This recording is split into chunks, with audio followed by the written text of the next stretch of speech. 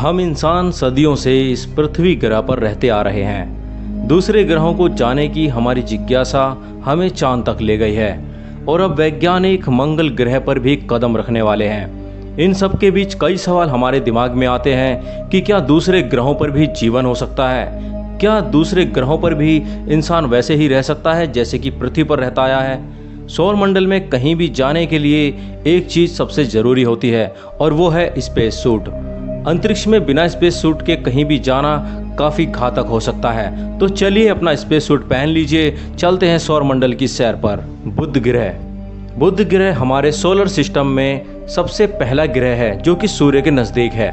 इसका एक हिस्सा हमेशा सूर्य के सामने रहता है और जो कि बेहद ही गर्म रहता है। इसका टेम्परेचर 430 डिग्री सेल्सियस होता है, जबकि इसके दूसरे भाग का टेम्परेचर -173 डिग्री सेल्सियस रहता है। अगर आप इन दोनों के बीच के भी हिस्से में जाते हैं तो आप ज़्यादा देर जिंदा नहीं रह पाएंगे। अगर आप तापमानों के बीच की रेखा पर जाते हैं तो आप केवल 2 मिनट में ही मर जाएंगे।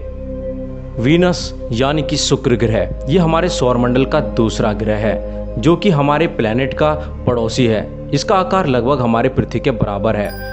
इसके वातावरण में 96% कार्बन डाइऑक्साइड है और इसके सरफेस का टेम्परेचर 460 डिग्री सेल्सियस है, जो कि मेटल को पिघलाने के लिए काफ़ी है। यहाँ पर खतरनाक सल्फ्यूरिक एसिड की रेन भी होती है। अगर आप यहाँ पर जाने का सोच रहे हैं तो आप अपने शिप को कुछ ही मिनटों में पिघलता हुआ देखेंगे और कुछ ही मिनटों में यहाँ पर आपकी मौत हो जाएगी।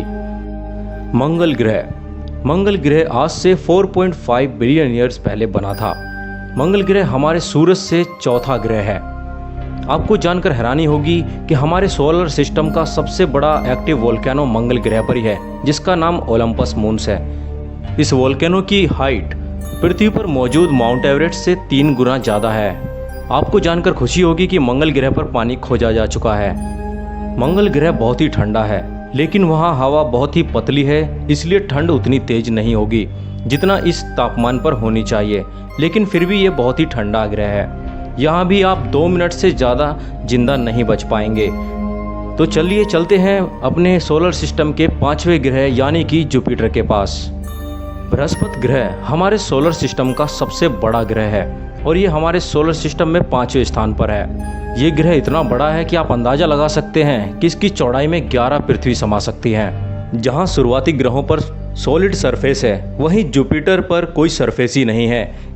जुपिटर कई तरह की गैसों से मिलकर बना हुआ है, इसलिए इसको गैस जायंट प्लैनेट भी कहा जाता है। इसके वातावरण में हाइड्रोजन, हीलियम, मीथेन और अमोनिया जैसी गैसों का मिश्रण होता है। यहाँ पर आप कुछ देर में ही मारे जाएंगे। सैटर्न यानी कि शनि ग्रह हमारे सोलर सिस्टम का दूसरा सबसे बड़ा ग्रह है और ये भी गैस जायंट प्लैनेट ही है। इसकी चौड़ाई में भी 10 पृथ्वियाँ समा सकती हैं और ये ग्रह इतना हल्का है कि पानी पर भी आसानी से तैर सकता है। अगर आप यहाँ जाने का सोच रहे हैं तो आपका भी हाल ऐसा ही होगा जैसे कि जुपिटर पर जाने पर हुआ था। यूरेनस ग्रह, ये हमारे सौरमंडल का 7वां ग्रह है और ये भी एक गैस जायंट प्लैनेट ही है। यहाँ पर भी कोई किसी तरह की सरफेस मौजूद नहीं है।